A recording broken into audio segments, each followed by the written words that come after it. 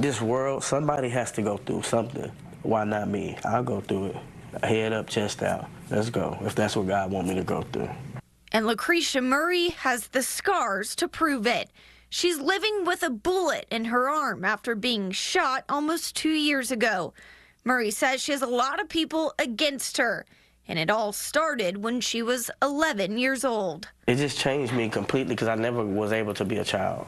In 1996, Murray was babysitting 2-year-old Jayla Belton when the child died.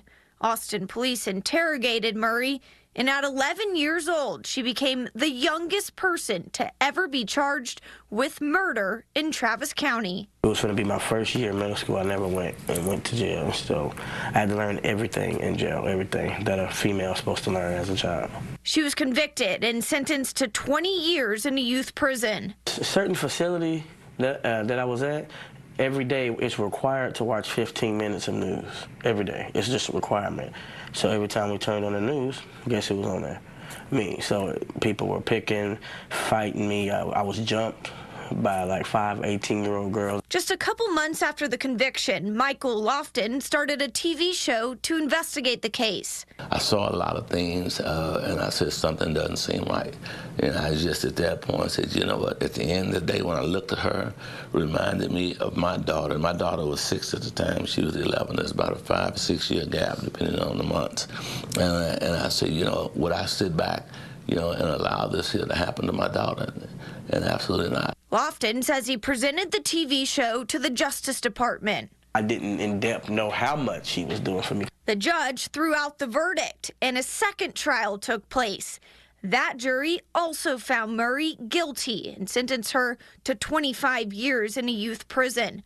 But Lofton didn't stop fighting. I kept saying, this is my baby girl, this is my baby girl, so I'm going to do whatever it takes to get her out. So we got her out.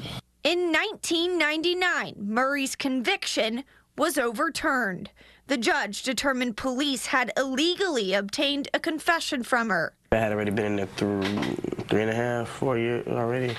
So when I found out, I called my grandmother on the phone, like a regular phone call, you get in jail. And she was like, Keith Tompkins coming to get you. I'm like, why would you play with me like that? She's like, no, for real. I was ecstatic, I was happy. Murray walked out of the Texas Youth Commission at the age of 15. When I got out of prison, I had to change. It was so big, I had to change my name. I had to go to some private school because they didn't think it was safe for me to go to public school at the time because I had just got out. My face was on every newspaper. I was being threatened. I had to wear a bulletproof vest.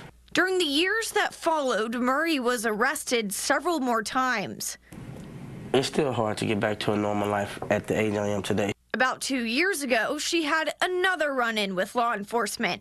Murray says she was driving home from the store in Copperas Cove, started not feeling well, and turned around to head to the hospital. I backed up into someone's driveway to turn back around and go the opposite way. And as I was trying to do that, the officer car was coming. I didn't know he was an officer, but he was coming.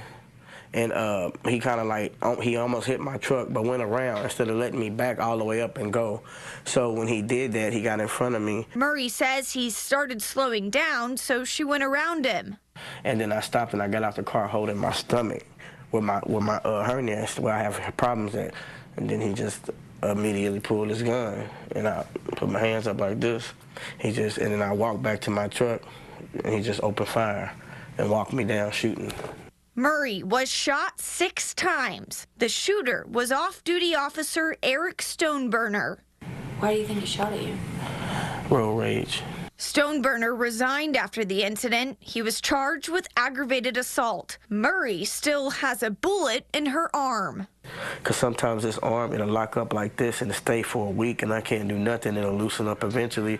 It'll swell up like this. It hurt. After hearing about what happened, Lofton, with the African American Youth Harvest Foundation, came back into Murray's life. Life has never been, you know, to the point where she can say she's back on the right track because, you know, what she's been through 11 has followed her even up to this point, and then this happening.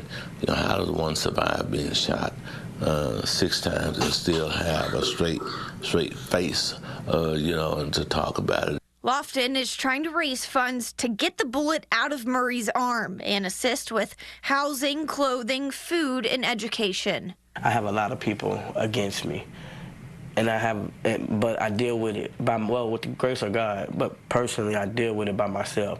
But when you get somebody or a few people or organization in your life that's for you, that's the best feeling in the world. Lofton says he wants to see Murray share her experiences and encourage youth in the community. She's very intelligent, she's very sharp, she's strong-minded, and after going through what she's been through, I think she can tell a story that can help other folks that have went through things. To help Murray, contact the African American Youth Harvest Foundation.